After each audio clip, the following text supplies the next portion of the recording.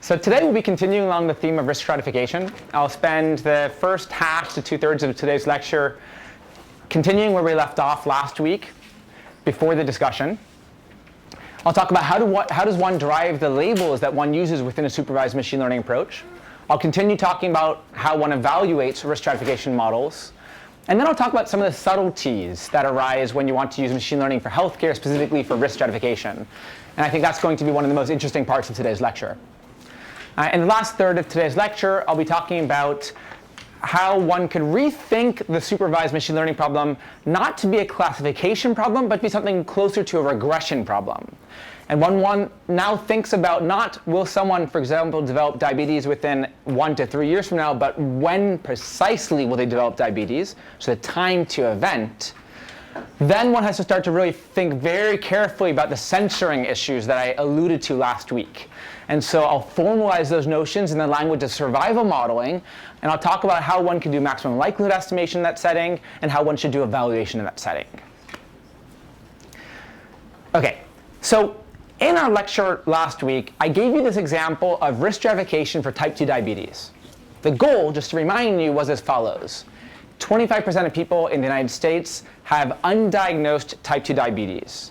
If we could take health insurance claims data that's available for everyone who has health insurance and use that to predict who in the near term, next 1 to 3 years, is likely to be newly diagnosed with type 2 diabetes, then we can use that to risk stratify a patient population. We can use that then to figure out who's most at risk, do interventions for those patients to try to get them diagnosed and get them started on treatment if relevant.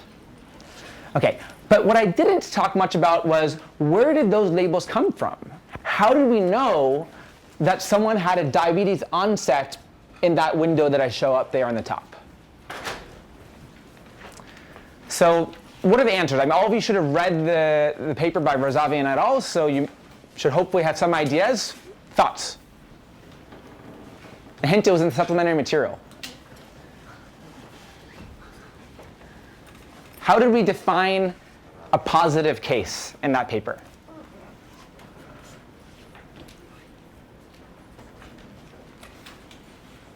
Yep. Drugs that were on? Drugs that were on, okay, yeah. So, for example, metformin, glucose, sorry, insulin. I think they didn't include metformin, actually.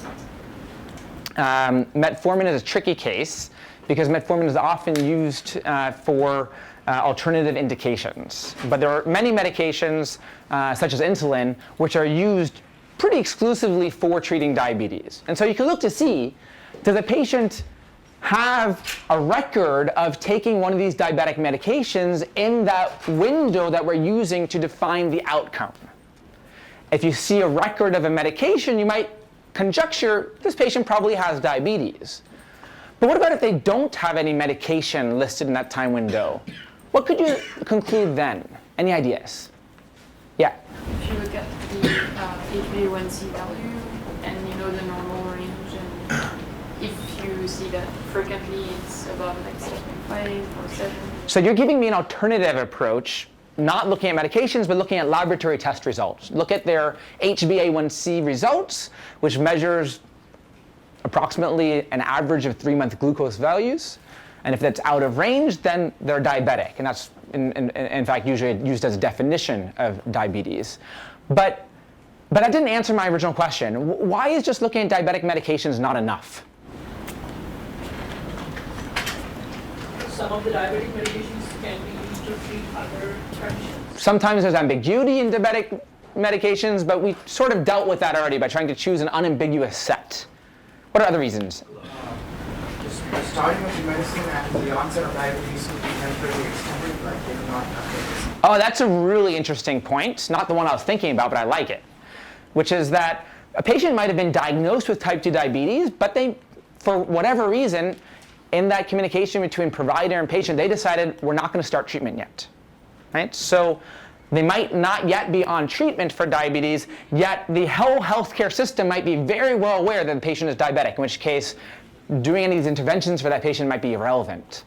Yep, another reason. So a lot of people are just not diagnosed with diabetes, so they have it. So one label means that they have diabetes, and the other label is a combination of people who have and who have who don't have diabetes? So the point was, often you just might not be diagnosed for diabetes. That, unfortunately, is not something that we're going to be able to solve here. It is an issue, but we have no solution for it. No, rather, there's a different point that I want to get at, which is that this data has biases in it. So even if a patient is on a diabetes medication, for whatever reason, maybe they are paying cash for those medications. If they're paying cash for those medications, then there's not going to be any record for the patient taking those medications in the health insurance claims, right? Because the health insurer didn't have to pay for it. But the reason that you gave is also a very interesting reason, and both of them are valid. So for all of these reasons, just looking at the medications alone is going to be insufficient. And as was just suggested a moment ago, looking at other indicators, like, for example, does the patient have an abnormal blood glucose value or HbA1c value, would also provide information. So it's non-trivial, right? And part of what you're going to be doing in your next problem set 2, is going to be thinking through how does one actually do this cohort construction. Not just what is your inclusion-exclusion criteria, but also how do you really derive those labels from that data set. Now, traditionally, the traditional answer to this has 2 steps to it. Step 1 is to actually manually label some patients. So you take a few hundred patients and you go through their data. You actually look at their data and decide, is this patient diabetic or are they not diabetic? And the reason why you have to do that is because often what you might think of as obvious, like, oh, if they're on diabetes medication, they're diabetic, has flaws to it. And until you really dig down and look at the data, you might not recognize that that criteria has a flaw in it. So that chart review is really an essential part of this process. Then the second step is how do you generalize to get that label now for everyone in your population? And again, there are usually 2 different types of approaches. The first approach is to come up with some simple rule to try to then extrapolate to everyone. For example, if they have a diabetes medication or an abnormal lab test result, that would be an example of a rule. And then you could then apply that to everyone. But even those rules can be really tricky to derive. And I'll show you some examples of them in just a moment. And as we know, right, machine learning is sometimes good as an alternative for coming up with rules. So there's often now a second approach that's being more and more commonly used in the literature, which is to actually use machine learning itself to derive the labels. And this is a bit subtle, right? Because it's machine learning for machine learning. So I want to break that down for 1 second. When you're trying to derive the labels, what you want to know is not at time t what's going to happen at time t plus w and onwards. That's the original machine learning task that we set out to solve. But rather, given everything you know about the patient, including the future data, is this patient newly diagnosed with diabetes in that window that I show in black there between t plus w and onward? Okay? So for example, this machine learning problem, this new machine learning problem, could take as input lab test results and medications and a whole bunch of other data, and you then use the few examples you labeled in step 1 to try to predict, is this patient currently diabetic or not?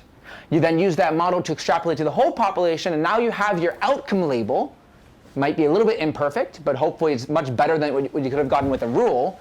And then now using those outcome labels, you solve your original machine learning problem. Is that clear? Any questions? Yep. How do you evaluate yourself then? If you have these labels that were produced with machine learning, which are probabilistic. So that's where this first step is really important, right? You've got to get ground truth somehow. And of course, once you get that ground truth, you create a train and validate set of that ground truth. You run your machine learning algorithm and train one, and you look at its performance metrics on that validate set for the label prediction problem. And that's how you get confidence in it. But let's try to break this down a little bit. So first of all, what does this chart review step look like? Well, if it's an electronic health record system, what you often do is you will pull up Epic or Cerner or whatever the commercial EHR system is, and you'll actually start looking at the patient data. You'll read notes written by previous doctors about this patient. You'll look at their blood test results across time, medications that they're on, and from that you can usually tell a pretty coherent story of what's going on with the patient. Of course, even better, the best way to get data is to do a prospective study. So you actually have a research assistant standing in the room when a patient walks into a provider, and they talk to the patient, and they take down really very clear notes what this patient has, what they don't have. But that's usually too expensive to do prospectively, so usually what we do is do this retrospectively. Now, if you're working with health insurance claims data, you usually don't have the luxury of looking at notes. And so what in my group we typically do is we build actually a visualization tool. And by the way, I'm a machine learning person. I don't know anything about visualization. Neither do I claim to be good at it, right? But you can't do the machine learning work unless you really understand your data. So we had to build this tool in order to look at the data, in order to try to do that first step of understanding, did we even characterize diabetes correctly? So I'm not going to go deep into it, by the way. You can download this. It's an open source tool. But ballpark, what I'm showing you here is one patient's data. I'm showing you on this x-axis time going from April to December. And on the y-axis, I'm showing events as they occurred. So in orange are diagnosis codes that were recorded for the patient. In green are procedure codes. In blue are laboratory tests. And if you see on a given line multiple dots along that same line, it means that same lab test was performed multiple times, and you could click on it to see what the results were. And in this way, you can start to tell a coherent story of what's going on with the patient. All right, so tools like this is what you're going to need to build to do that first step from something like health insurance claims data. Now, traditionally, that first step, which then leads you to label some data, and then from there you go and come up with these rules or do a machine learning algorithm to get the label. Usually that's a paper in itself. Of course, not of interest to the computer science community, but of extreme interest to the healthcare community. So usually there's a first paper, academic paper, which evaluates this process for deriving the label, and then there are much later papers which talk about what you could do with that label, such as the machine learning problem we originally set out to solve. So let's look at an example of one of those rules. Here is a rule to derive from health insurance claims data whether a patient has type 2 diabetes. Now, this isn't quite the same one that we used in that paper, but it gets the idea across. First, you look to see, does the patient have a diagnosis code for type 1 diabetes? If the answer is no, you continue. If the answer is yes, you sort of rule it out. Because you say, OK, this patient's abnormal blood test results are because they have type 1 diabetes, not type 2 diabetes. Type 1 diabetes usually is what you could think of as juvenile diabetes. It's diagnosed much earlier. And there's different mechanism behind it. Then you look at other things. OK, is there a diagnosis code for type 2 diabetes somewhere in the patient's data? If so, you go to the right and you look to see, is there a medication, an RX, for type 1 diabetes in the data? If the answer is no, you continue down this way. If the answer is yes, you go to this way. A yes of a type 1 diabetes medication doesn't alone rule out the patient, because maybe the same medications are used for type 1 as for type 2. So there's some other things you need to do there. Right? You can see that this starts to really quickly become complicated. And these manual-based approaches end up having pretty bad positive, so they're designed usually to have pretty high positive predictive value, but they end up having pretty bad recall, and that they don't end up finding all of the patients. And that's really why the machine learning-based approaches end up being very important for this type of problem. Now, this is just one example of what I call a phenotype. I call this a phenotype. That's just what the literature calls it. It's a phenotype for type 2 diabetes. And it's the same, the word phenotype in this context is exactly the same thing as the label. Yep? What is abnormal? For example, if the HA1C result is 6.5 or higher, you might say the patient has diabetes. Okay, so this is a lab result, not a medical. Correct, yeah. Thanks. Other questions? The phenotype, which part exactly is the phenotype? Like the whole thing? The whole thing, yeah. So the construction where you say, you follow this decision tree and you get to a conclusion which is case, which means yes, they're type 2 diabetic. And if ever you don't reach this point, then the answer is no, they're not type 2 diabetic. That's what I mean by, so that labeling is what we're calling the phenotype of type 2 diabetes. Now you'll find later in the semester, Pete will use the word phenotype to mean something else. It's an overloaded term, but this is what it's called in this context as well.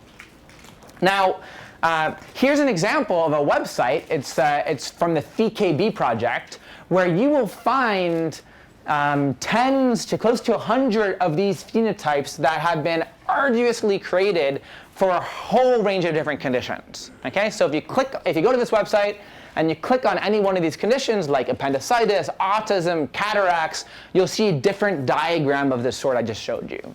Right? So this is a real thing. This is something that the medical community really needs to do in order to try to derive the label that we can then use in our machine learning task. Right?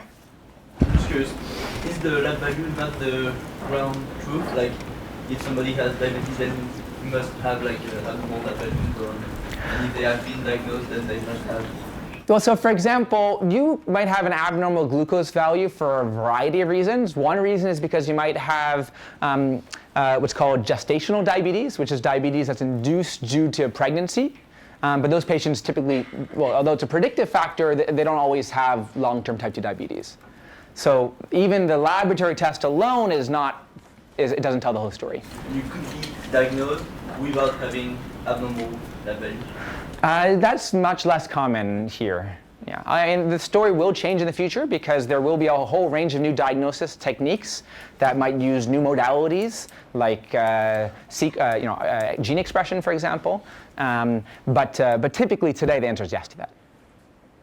Yep. So if these are made by doctors, does that mean for every single disease there's one definitive phenotype? These are usually made by health outcomes researchers, which usually have clinicians on their team. But the type of people who often work in these often come from the field of epidemiology, for example. And so what was your question again? Like, is there just one phenotype for every single disease? Is there one phenotype for every different disease? In the ideal world, you'd have at least one phenotype for every single disease that could possibly exist. Now, of course, you might be interested in different aspects of it. Like, you might be interested in not knowing just does the patient have autism, but where they are in their autism spectrum. You might not be interested in knowing just do they have it now, but you also might want to know when did they get it. So there's a lot of subtleties that could go into this.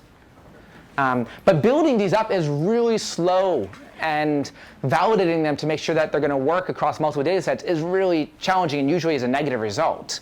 And so it's been a very slow process to do this manually, which has led me and many others to start thinking about the machine learning approaches for how to do it automatically.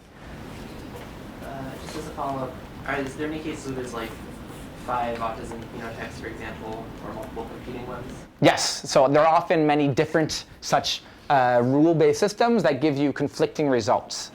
Yes, that happens all the time. Can these rule-based systems provide an estimate of when the condition was onset? Right, so that's getting at one of the subtleties I just mentioned. Can these tell you when the onset happened? They're not typically designed to do that, but one could come up with one to do it. And so one way to try to do that is you change those rules to have a time period associated to it. And then you can imagine applying those rules in a sliding window to the patient data to see when is the first time that it triggers. And that would be one way to try to get a sense of when onset was. But there's a lot of subtleties to that too. So I'm going to move on now. I just want to give you some sense of what that deriving the labels ends up looking like. Let's now turn to evaluation. So a very commonly used approach in this field is to compute what's known as the receiver operator curve, or ROC curve. And what this looks at is the following. First of all, this is well defined for binary classification problem. For a binary classification problem, when you're using a model that outputs, let's say, a probability or some continuous value, then you could use that continuous valued prediction. If you wanted to make a prediction, usually threshold it, right? So you say if it's greater than 0.5, it's a prediction of 1. If it's less than 0.5, prediction of 0. But here we might be interested in not just what minimizes, let's say, 0-1 loss, but you might also be interested in trading off, let's say, false positives for false negatives. And so you might choose different thresholds. And you might want to quantify how do those trade-offs look for different choices of those thresholds of this continuous valued prediction. And that's what the ROC curve will show you. So as you move along the threshold, you can compute for every single threshold what is the true positive rate and what is the false positive rate, and that gives you a number. And you try all possible thresholds, that gives you a curve. And then you could compare compare curves from different machine learning algorithms.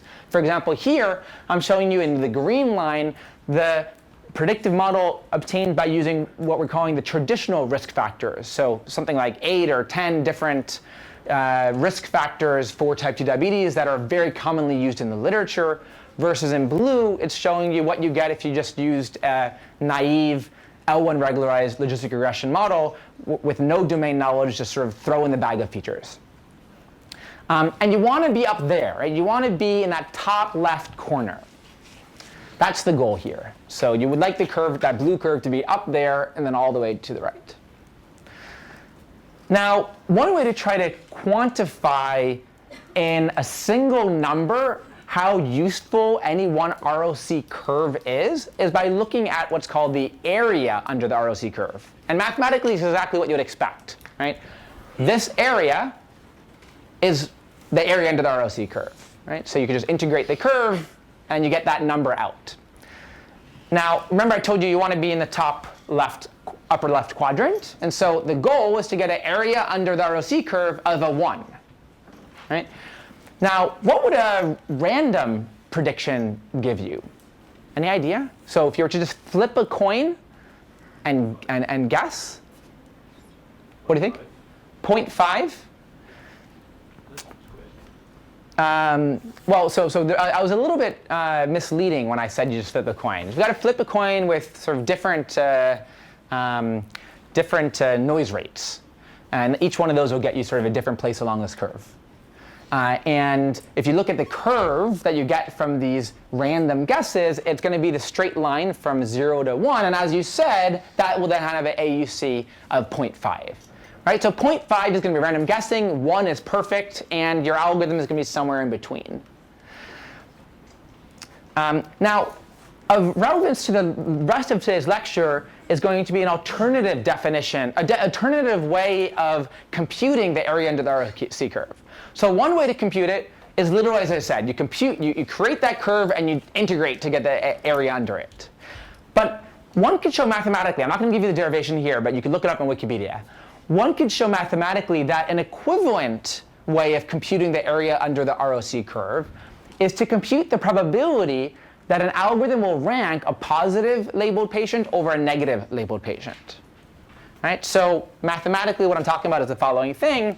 You're going to sum over pairs of patients where I'm going to call X1 is a patient with label Y1 equals 1, and X2 is a patient with label Y, actually I'll call it, with label X2 equals 1. So these are two different patients. I think I'm going to rewrite it like this. Xi and Xj, just for generality's sakes.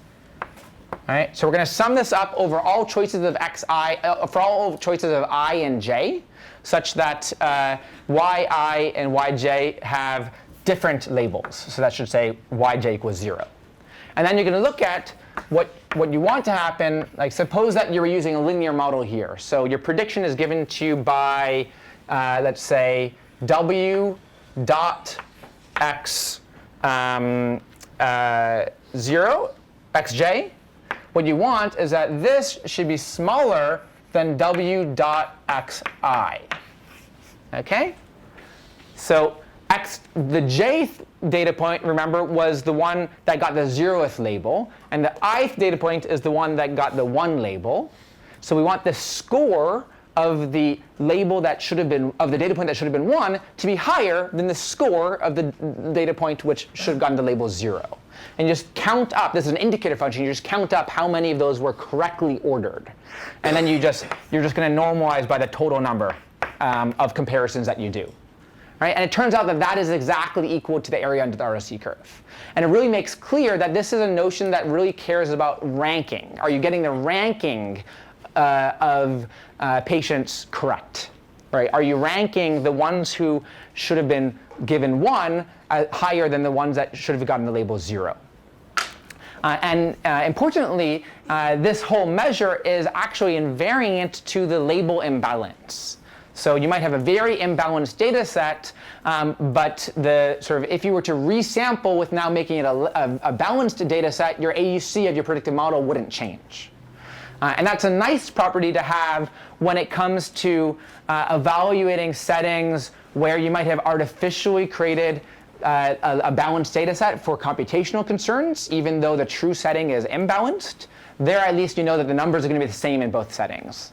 On the other hand, it also has lots of disadvantages, because often you don't care about the performance of the whole entire curve. often you care about particular parts along the curve. So for example, in last week's lecture, I argued that really what we often care about is just the positive predictive value for a particular threshold. And we want that to be as high as possible for as few people as possible. Like find the 100 most risky people and look at what fraction of them actually developed type 2 diabetes. And in that setting, what you're really looking at is this part of the curve. And so it turns out there are generalizations of area under the curve that focus on parts of the curve, and that goes by the name of partial AUC. For example, if you just integrated from 0 up to, let's say, 0.1 of the curve, then that would be you could still get a number to compare two different curves, but it's sort of focusing on the area of the curve that's actually relevant for your predictive purposes, for your task at hand. So that's all I want to say about receiver operator characteristic curves. Any questions? Yep. Could you talk about more about what the drawbacks were of using this? Like, is the class imbalance then always a positive? So the thing is, when you want to use this approach, depending on how you're using the predictive conditions, you might not be able to tolerate a 0.8 false positive rate. So in some sense, what's going on in this part of the curve might be completely irrelevant for your task. And so one of the algorithms, so one of these curves, might look like it's doing really, really well over here and pretty poorly over here. But if you're looking at the full area under the ROC curve, you won't notice that. And so that's one of the big problems. Yep. And how does this, like, when would you use this versus like a precision recall? Yeah, so a lot of the community is also interested in precision recall curves, and precision recall curves, as opposed to receiver operator curves, have the property that they are not invariant to class imbalance, which in many settings is of interest because it'll allow you to capture these types of quantities. I'm not going to go into depth about sort of reasons for one or the other, but that's something that you could read up about. And I encourage you to post to Piazza about it, and we can have a discussion on Piazza. So the last evaluation quantity that I want to talk about is known as calibration. And calibration, as I've defined it here, has to do with binary classification problems. Now, before you dig into this figure, which I'll explain in a moment, let me just give you the gist of what I mean by calibration. Suppose your model outputs a probability.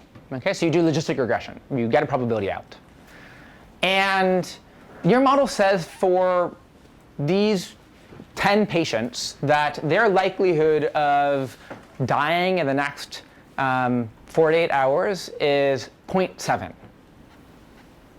Right? Suppose that's what your model output. If you were on the receiving end of that result, so you heard that number, 0.7, what should you expect about those 10 people? What fraction of them should actually die in the next 48 hours? Everyone could scream out loud. So seven of them, 7 of the 10, you would expect to die in the next 48 hours if the probability for all of them that was output was 0.7. Right? That's what I mean by calibration. Right? So if on the other hand what you found was that only 1 of them died, then it would be a very weird number that you're outputting, right? And so the reason why this notion of calibration, which I'll define formally in a second, is so important is when you're outputting a probability and when you don't really know how that probability is going to be used, right? If you had some task loss in mind and you knew that all that mattered was the actual prediction, right? 1 or 0, then that would be fine. But often predictions in machine learning are used in a much more subtle way. Like, for example, often your doctor might have more information than your computer has. And so often they might want to take the result that your computer predicts and weigh that against other evidence. Or in some settings, it's not just weighing by other evidence. Maybe it's also about making a decision, and that decision might take into consideration a utility of, for example, a patient preference for suffering versus getting a treatment that could have big adverse consequences. And that's something that Pete is going to talk about much more later in this semester, I think, how to formalize that notion. But at this point, I just want to sort of get out the point that the probabilities themselves could be important, and having the probabilities be meaningful is something that one can now quantify. So how do we quantify it? Well, one way to try to quantify it is to create the following plot. Actually, I'll call it a histogram. So on the x-axis is the predicted probability.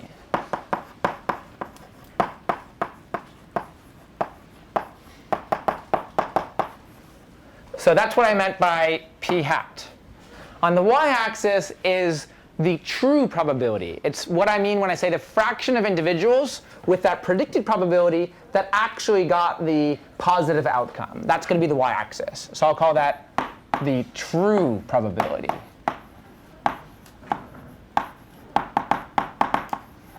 And what we would like to see is that this is a line, a straight line, meaning these two should always be equal. And in the example I gave, remember I said that there were a bunch of people with 0.7 probability predicted, but for whom only 1 out of them actually got the positive event. So that would have been something like over here, right? Whereas you would have expected it to be over there. So you might ask, how do I create such a plot from finite data? Well, a common way to do so is to bin your data. So you'll create intervals. So this bin is the bin from 0 to 0.1. This bin is the bin from 0.1 to 0.2, and so on. And then you look to see, OK, how many people for whom the predicted probability was between 0 and 0.1 actually died? And you'll get a number out. And now here's where I can go to this plot. That's exactly what I'm showing you here. So for now, ignore the bar charts in the bottom and just look at the line. Let's focus on just the green line. Here I'm showing you several different models. For now, just focus on the green line. So the green line, by the way, notice it looks pretty good. It's almost a straight line. So how did I compute it? Well, first of all, notice the number of ticks are 1, 2, 3, 4, 5, 6, 7, 8, 9, 10. OK, so there are 10 points along this line, and each of those corresponds to one of these bins. So the first point is the 0 to 0.1 bin. The second point is the 0.1 to 0.2 bin, and so on. All right, so that's how I computed this. The next thing you'll notice is that I have confidence intervals. And the reason I compute these confidence intervals is because sometimes you just might not have that much data in one of these bins, right? So for example, suppose your algorithm almost never said that someone has a predicted probability of 0.99. Then you're not going to have until you get a ton of data, you're not going to know what fraction of those individuals actually went on to develop the event. And so you should be looking at sort of the confidence interval of this line, as which should take that into consideration. And a different way to try to understand that notion, now looking at the numbers, is what I'm showing you in the bar charts in the bottom. On the bar charts, I'm showing you the number of individuals, or the fraction of individuals who actually got that predicted probability. So now let's start comparing the lines. So the blue line shown here is a machine learning algorithm which is predicting infection in the emergency room. So this is a slightly different problem than the diabetes one we looked at earlier. And it's using a bag of words model from clinical text.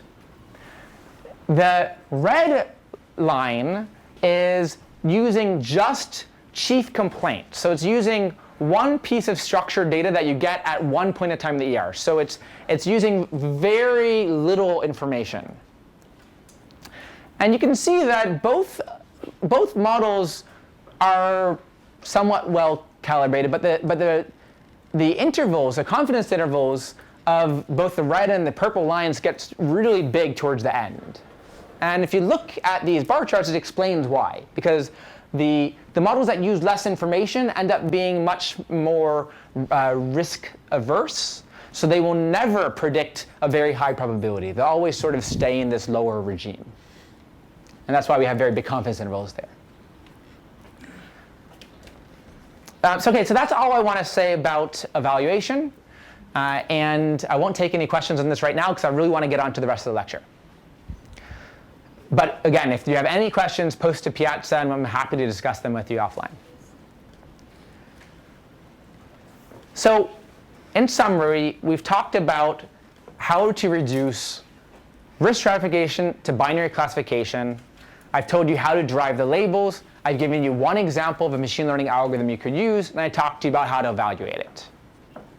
What could possibly go wrong? So let's look at some examples. And these are a small number of examples of what could possibly go wrong. There are many more.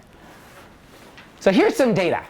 I'm showing you, for the same problem we looked at before, diabetes onset, I'm showing you the prevalence of type 2 diabetes as recorded by, let's say, diagnosis codes across time. Right, so over here is 1980, over here is 2012. Look at that, it's not a flat line. Now what does that mean? Does that mean that the population is eating much more unhealthy from 1980 to 2012? And so more people are becoming diabetic? That would be one plausible answer. Another plausible explanation is that something has changed. So in fact, I'm showing you with these blue lines when in fact there was a change in the diagnostic criteria for diabetes. And so now the patient population actually didn't change much between, let's say, this time point and that time point. But what really led to this big uptick, according to one theory, is because the diagnostic criteria changed. So who we're calling diabetic has changed, because diseases are, at the end of the day, a human-made concept. You know, what do we call some disease? And so the data is changing, as you see here. Let me show you another example. Oh, by the way, and so the consequence of that is that automatically derived labels, for example, if you use one of those phenotyping algorithms I showed you earlier, the rules, what the label is derived for over here might be very different from the label that's derived from over here, particularly if it's using data such as diagnosis codes that have changed in meaning over the years. So that's one consequence. There'll be other consequences I'll tell you about later. Here's another example. And by the way, this notion is called non-stationarity, that the data is changing across time. It's not stationary. Here's another example. On the x-axis, again, I'm showing you time. Here, each column is a month from 2005 to 2014. And on the y-axis, I'm showing you, for every sort of row of this table, I'm showing you a laboratory test. And here we're not looking at the results of the lab test. We're only looking at what fraction of, how many lab tests of that type were performed at this point in time. Okay? Now you might expect that, broadly speaking, the number of glucose tests, the number of white blood cell count tests, the number of neutrophil tests, and so on might be pretty constant across time, on average, because you're averaging over lots of people. But indeed, what you see here is that, in fact, there is a huge amount of non-stationarity. Which tests are ordered dramatically changes across time. So for example, you see this one line over here, where it's all blue, meaning no one is ordering the test until this point in time when people start using it. What could that be? Any ideas? Yeah? Before that the test was used less, then you realized it was useful. So the test was used less, or really in this case not used at all, and then suddenly it was used. Why might that happen in the back? A new test. A new test, right? Because technology changes. Right? Suddenly we come up with a new diagnostic test, a new lab test, and we can start using it where it didn't exist before. So obviously there was no data on it before. What's another reason why it might have suddenly showed up? Yeah? Could be that like annual checkups become like mandatory, or that it's part of the test at admission at hospital. Like it's an additional test. I'll stick with your first example.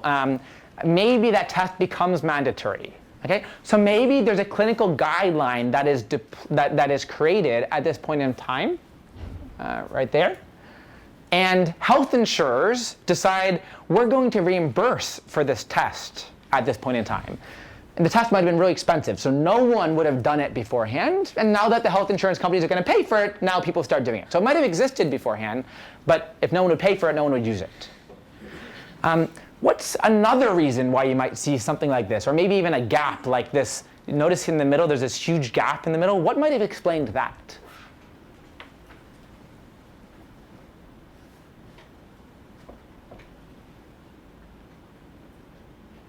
changed. Hold on. Yep, over here.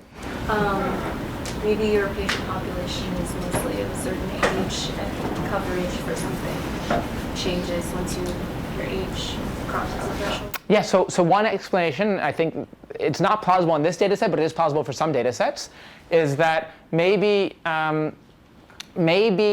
your patients at time 0 were all of exactly the same age, right? So maybe there's some amount of alignment, and suddenly at this point in time, let's say women only get, let's say, their annual mammography once they turn a certain age, right? So that might be one reason why you would see nothing until one point in time, and maybe that would change across time as well. Maybe they'll stop getting it at some point after menopause, or this is not true, but let's say.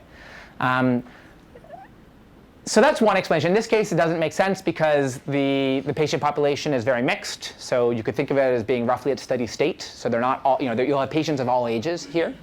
What's another reason? Someone raised their hand over here. Yep. Yeah, I was just gonna say you could maybe the EMR like shut down for a while, and so they were only doing stuff in paper, and they only were able to record 4 things. Ding, ding, ding, ding, ding. Yes, that's right. So maybe the EMR shut down, or in this case, we have data issues, right? So this data was acquired somehow. For example, maybe it was acquired through a contract with something like Quest or LabCorp, and maybe during that 4-month interval, there was contract negotiation. And so suddenly we couldn't get the data for that time period. Or maybe our databases crashed and we suddenly lost all of the data for that time period. This happens, and this happens all the time, and not just the healthcare industry, but other industries as well. Right? And as a result of those systemic type changes, your data is also going to be non-stationary across time. All right, so now we've seen 3 or 4 different explanations for why this happens, and the reality is really a mixture of all of these. And just as in the previous, so in the previous example, notice how what really changed here is that the derived labels might change meaning across time. Now, the significance of the features used in the machine learning models would really change across time. And that's one of the big consequences of this, particularly if you're deriving features from lab test values.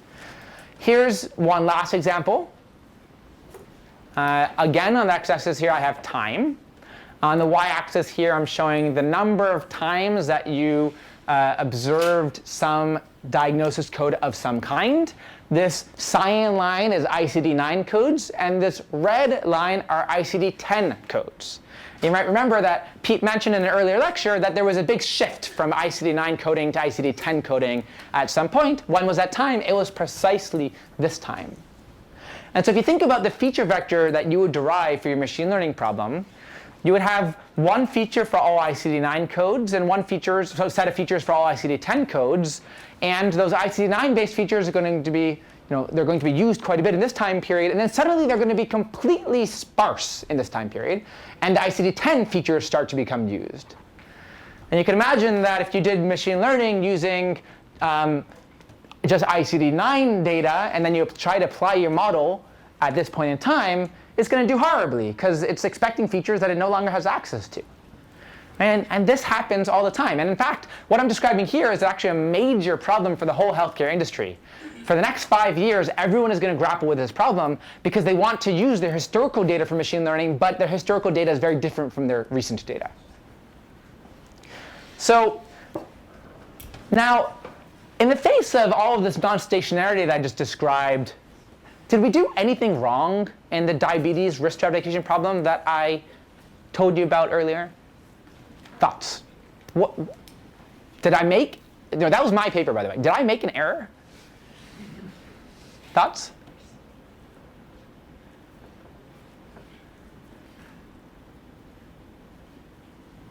Don't be afraid. I am often wrong.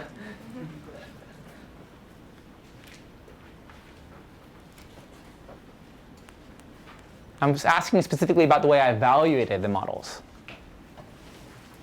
Yeah? It's not an error, but one thing, like if I was a doctor, that I would like to see is the sensitivity to like the inclusion criteria. If I remove like the HbA1c, for instance, that like most people may have compared to having either RX or PIs, then like kind of evaluating the performance. So understanding the robustness to changing the data a bit is something that would be of a lot of interest. I agree. But that's not immediately suggested by the non-stationarity results. I want something that's suggested by non-stationary results. Our TA in the front row has an idea. Yeah, let's hear it. The train and test distributions were drawn from the same or the train and test sets were drawn from the same distribution. So in the way that we did our evaluation there, we said, okay, we're going to set it up such that at January 1st, 2009, we're predicting what's going to happen in the following 3 years. Okay? And we segmented our patient population into train, validate, and test, but at all times using that same setup, January 1st, 2009, as the prediction time. Now, we learned this model, and it's now 2018. And we want to apply this model today. And I computed an area under the ROC curve. I computed positive predictive values using that retrospective data. And I handed those off to my partners. And they might hope that those numbers are reflective of what their models would do today.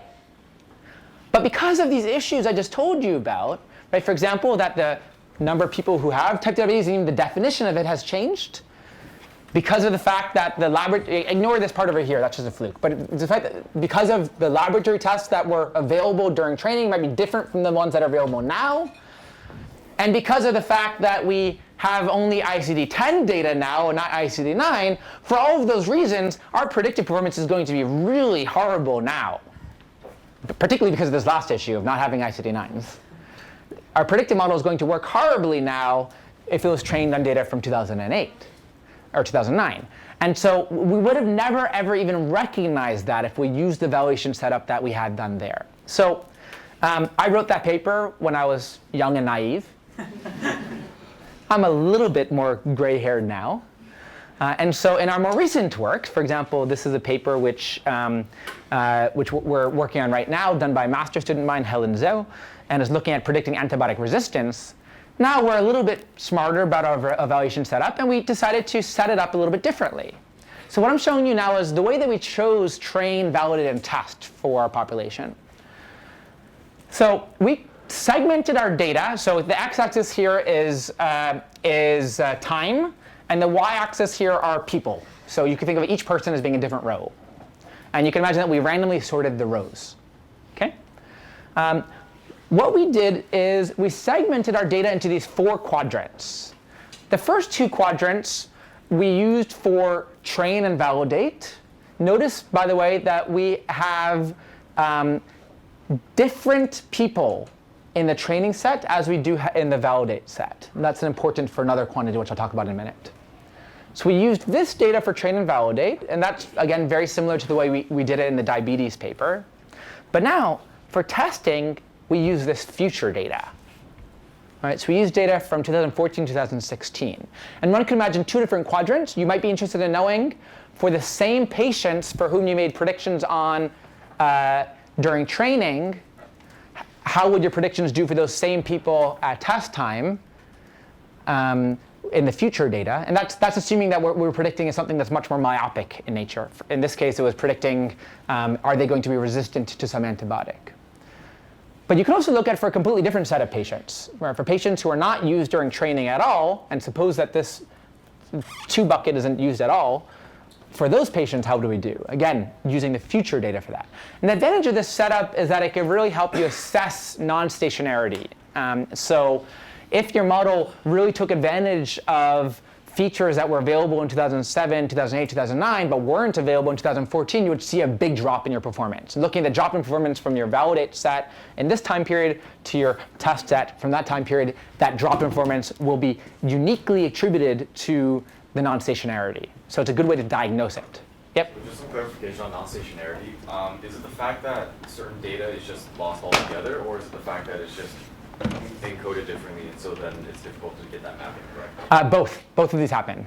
Right? So I have a big research program now which is asking not just how, so this is how you could evaluate and recognize there's a problem, but of course there's a really interesting research question, which is how can you make use of the non-stationarity, right? So for example, you had ICD-9, ICD-10 data.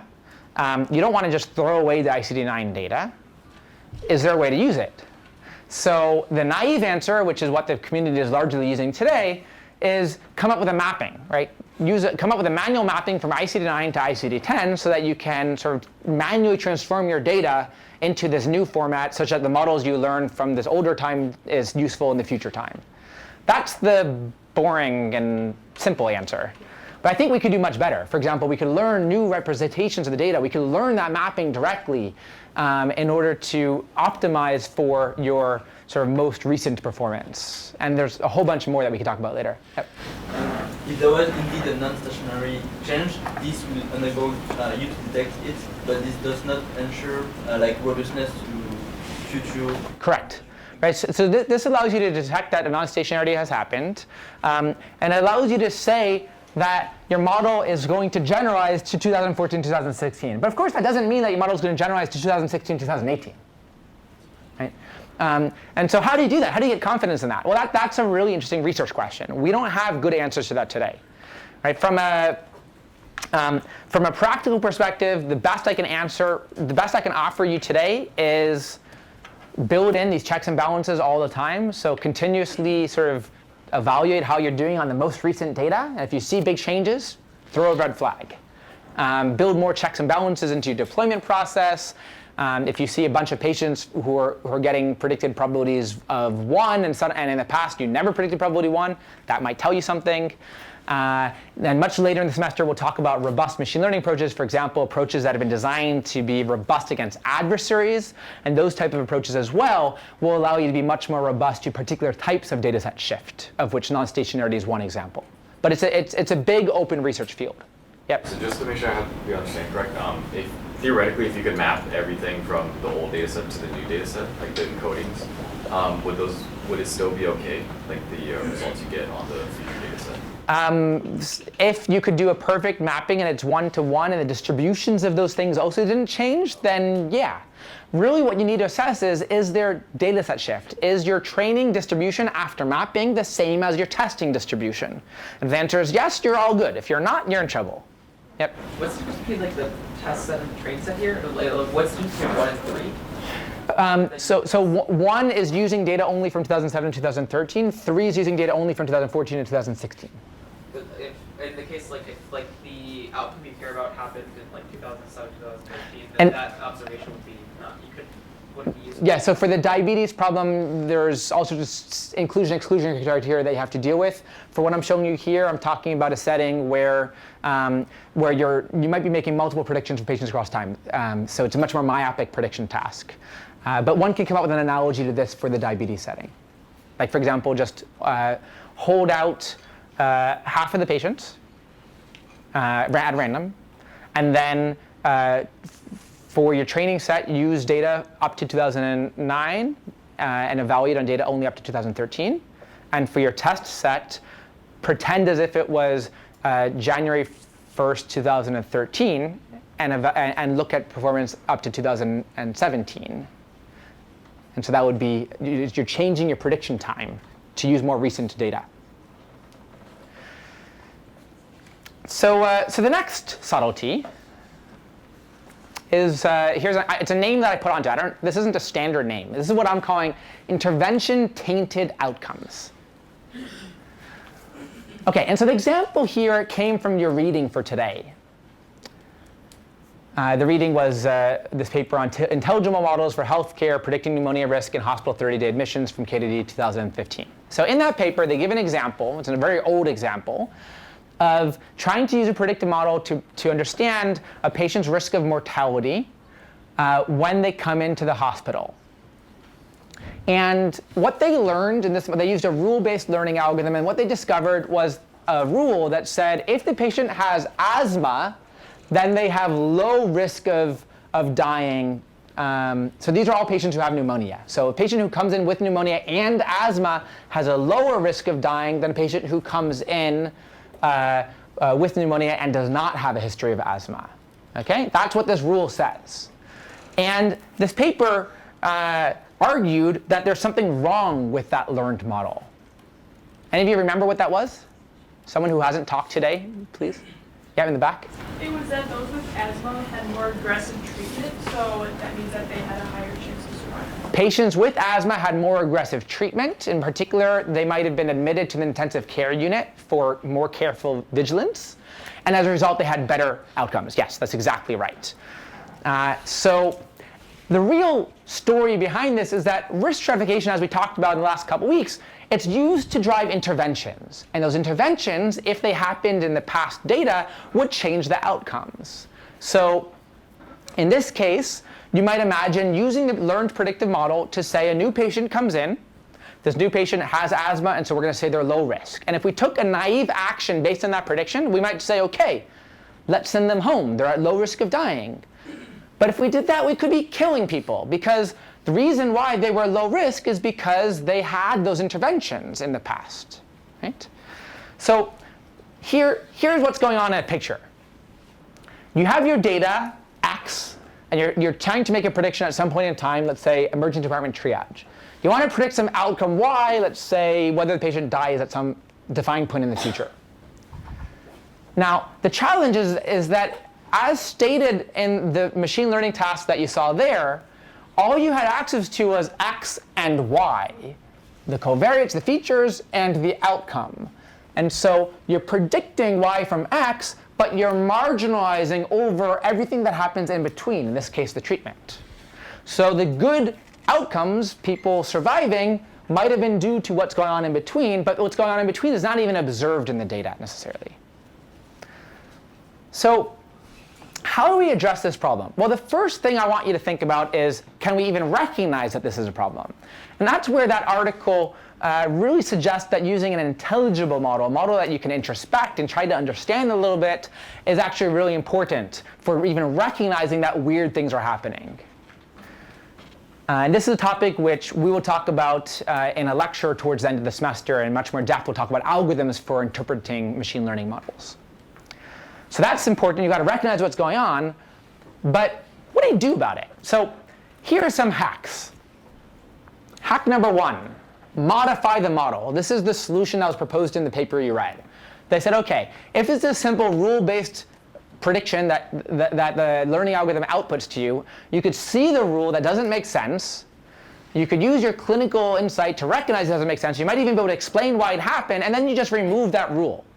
Right? So you manually modify the model to push it towards something that's more sensible. All right, so that's what was suggested, and I think it's nonsense. Like, I don't think that's ever going to work in today's world.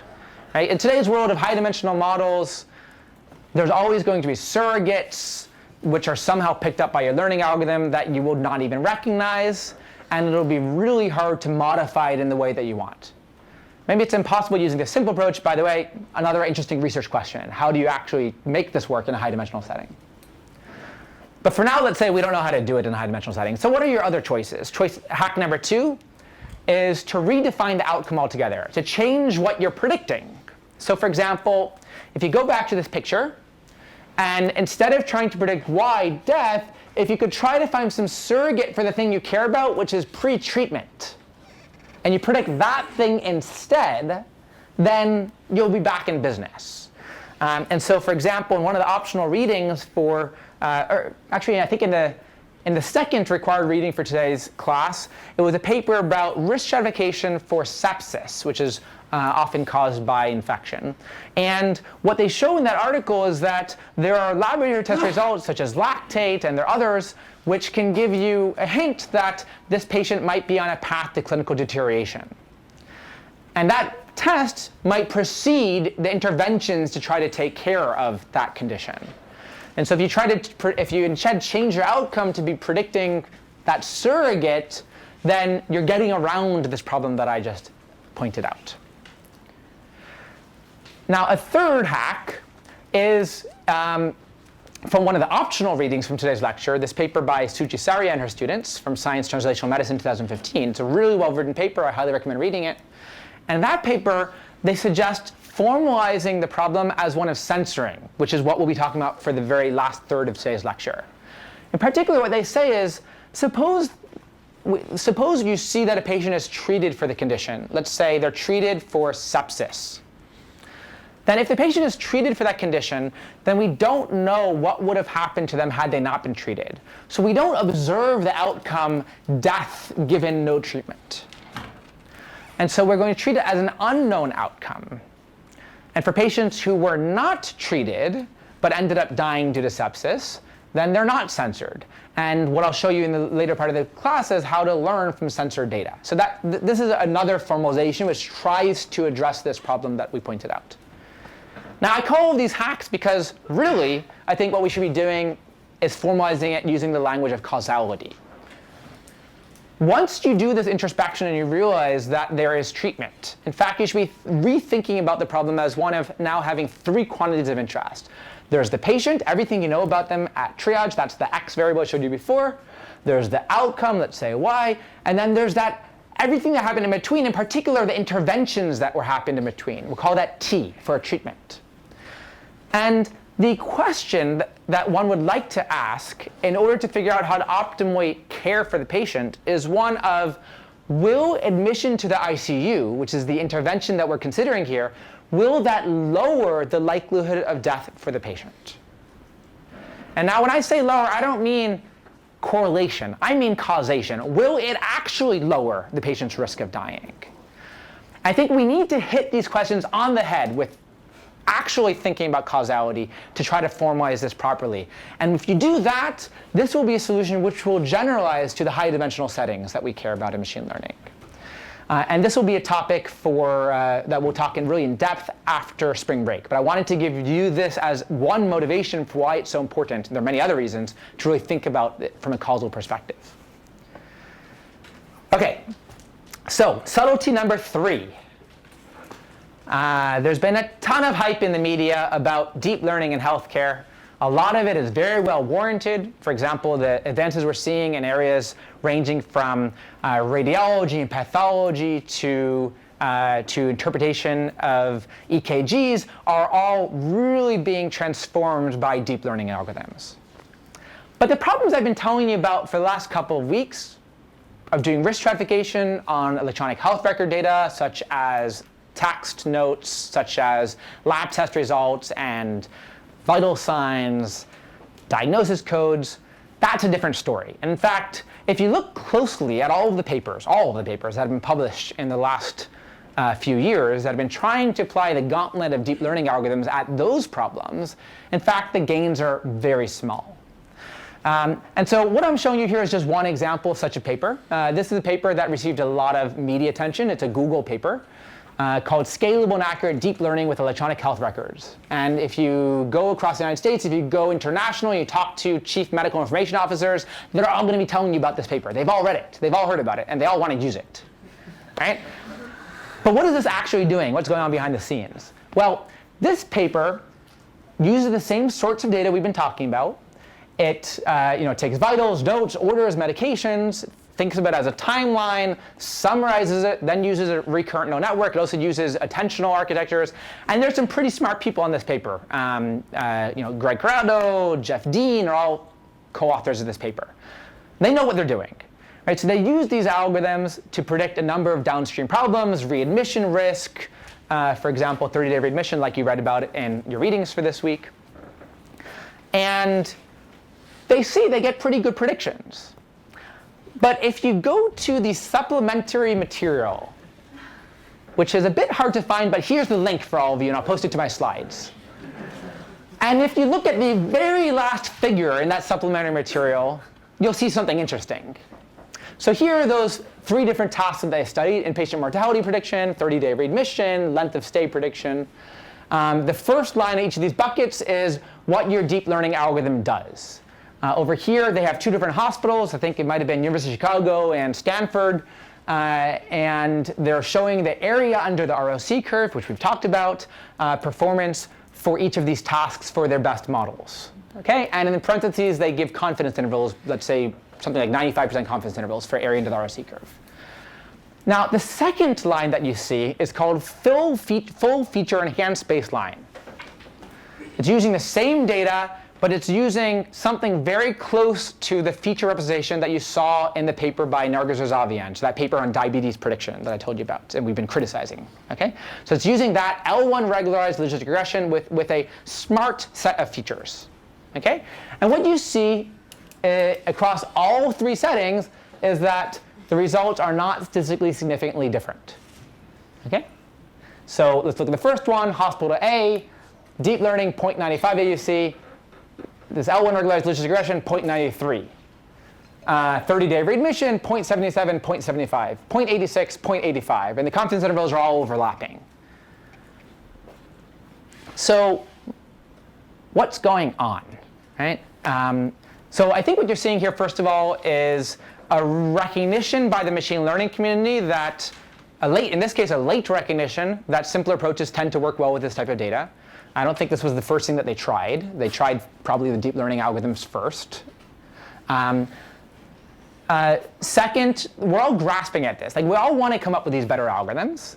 But so far, we're not doing that well. And I'll tell you more about that in just a second.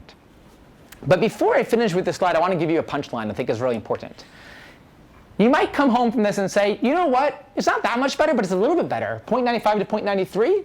Suppose it was tight confidence intervals. That's, there might be a few patients whose lives you could save with that. But because of all the issues I've told you about up until now, of non-stationarity, for example, those gains disappear. In many cases, they even reverse when you actually go to deploy these models because of that data set shift or non-stationarity. It so happens that the simpler models tend to generalize better when your data changes on you. And this is nicely explored in this paper from Kenneth Jung and Nigam Shah in Journal of Biomedical Informatics, 2015.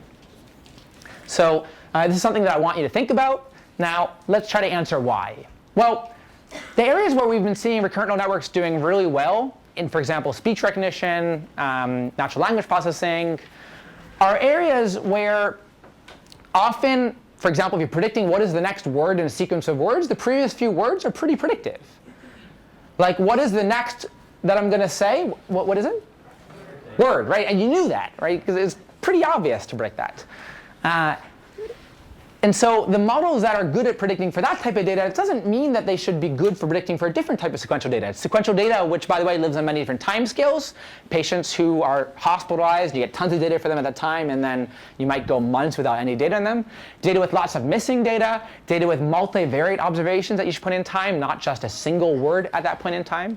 Right? So it's a different setting, and we shouldn't expect that the same architectures that have been developed for other problems will generalize immediately to these problems. Now, I do conjecture that there are lots of nonlinear interactions where deep neural networks could be very powerful at predicting for. But I think they're subtle.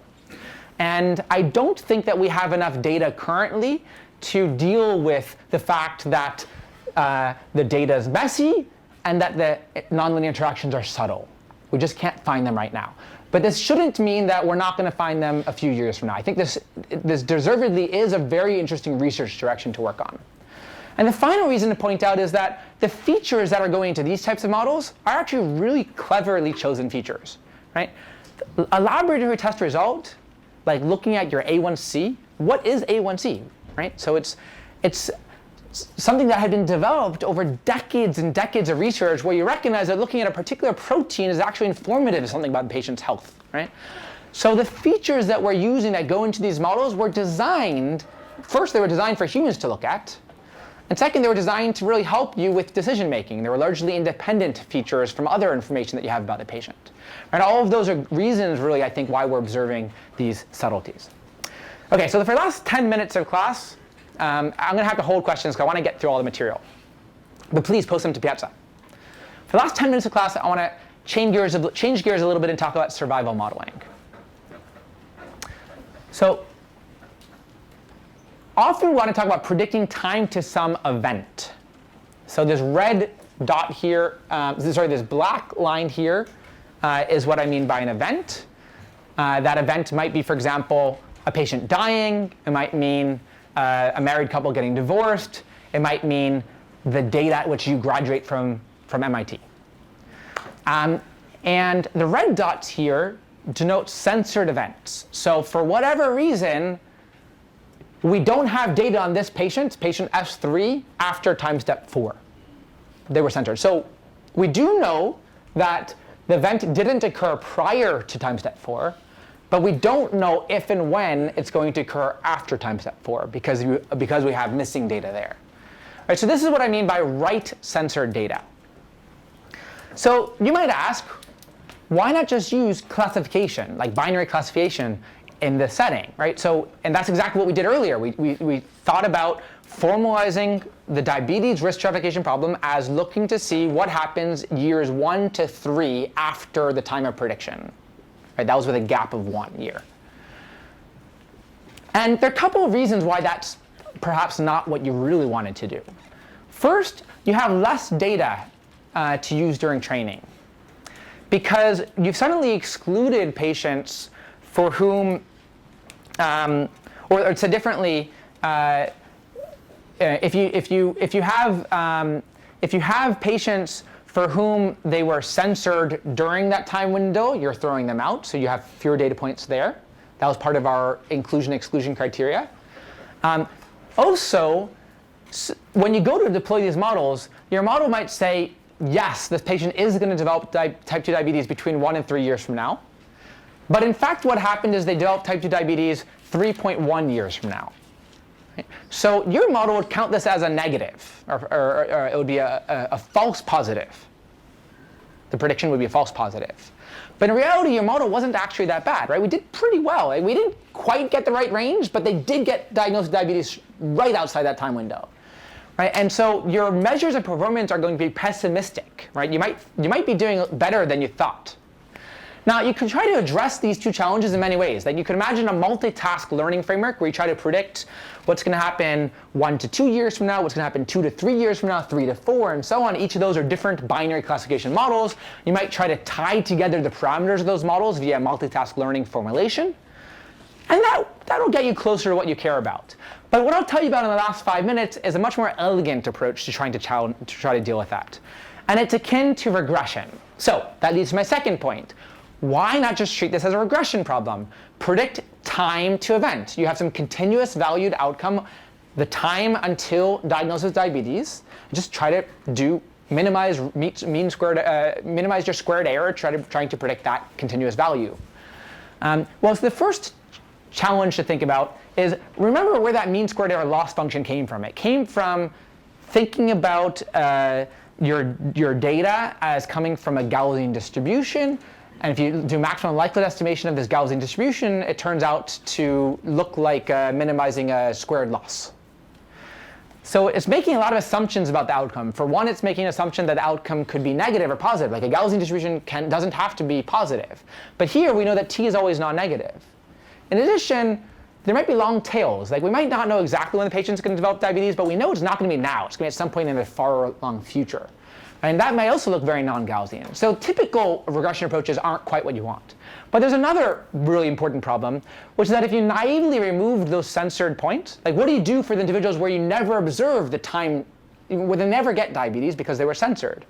Well, if you just remove those from your learning algorithm, then you're biasing your results.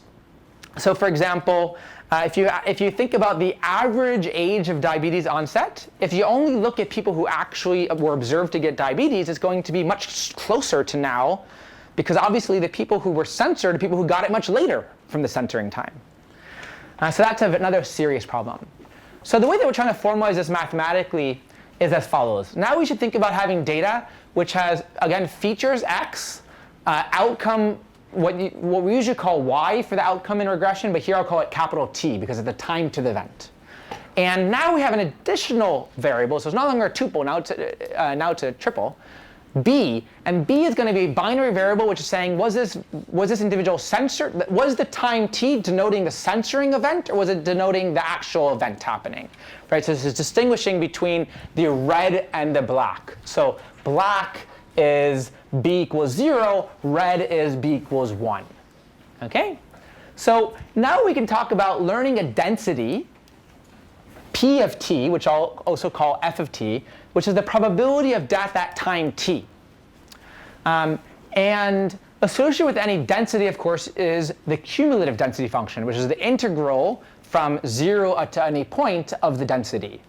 Here we'll actually look at 1 minus the CDF, what's called the survival function. So it's looking at the probability of t, the actual time of the event, being larger than some quantity little t. Okay? And that's, of course, just the integral of the density from little t to infinity. Right, so this is the survival function, and it's of a lot of interest. Right? You want to know, is the patient going to be diagnosed with diabetes 2 or more years from now? So pictorially, what you're interested in is something like this. You want to estimate these conditional distributions. So I call it conditional because you want to condition on the covariates of the individual x. So what I'm showing you, this black line is your density, little f of t. And this white area here, the integral from little t to infinity, meaning all of this white area, is capital S of t. It's the probability of surviving longer than time little t. Okay, so the first thing you might do is say, we get this data, these tuples, and we want to try to estimate that function little f, right? The probability of death at some time. Or equivalently, you might want to estimate the survival time, capital S of t, which is the CDF version of it. And these two are related to one another just by some calculus. So a method called the Kaplan-Meier estimator is a non-parametric method for estimating that survival probability, capital S of t. Okay, so this is the probability that the individual lives more than some time period. So first I'll explain to you this plot, then I'll tell you how to compute it. So the x-axis of this plot is time.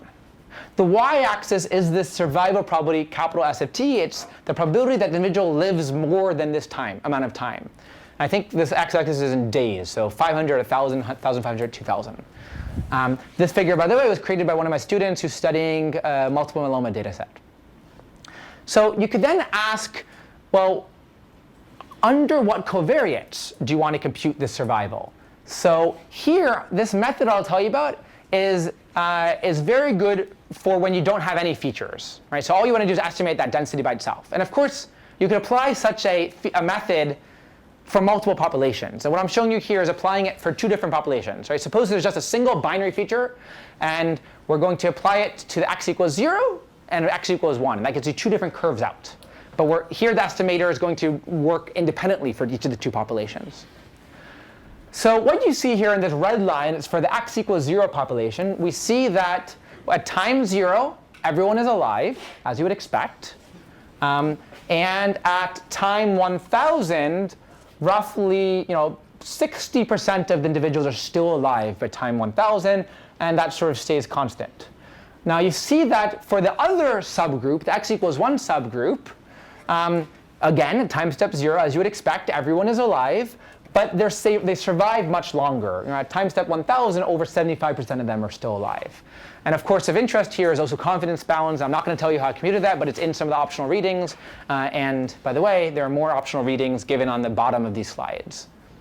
And so you see that there is statistically significant difference between x equals 1 and x equals 0. These people seem to be surviving longer than these people. And that you get that immediately from this curve. So how do we compute that?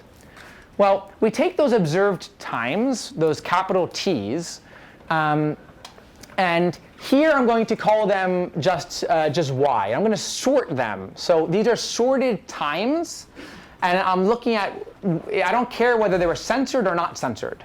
Okay, so y is just all of the times for all of the patients, whether they were censored or not. Dk I want you to think about as 1. It's the number of events that occurred at that time. Right? So if everyone had a unique time of censoring or death, then dk is always 1. K is indexing one of these things. N of k is the number of individuals alive and uncensored by the kth time point. Then what this estimator says is that S of t, so the estimator at any point in time, is given to you by the product over k such that y of k is less than or equal to t, so it's going over these observed times up to little t, of 1 minus the ratio of 1 over, so I'm thinking about dk as 1 over the number of people who are alive and uncensored by that time. And that has a very intuitive definition. And one can prove that this estimator gives you a consistent estimate of the number of people who are alive, the number of the survival probability at any one point in time for sensor data, and that's critical. This works for sensor data. I'm past time today, so I'll finish the last few slides on Tuesday's lecture. So that's all for today. Thanks.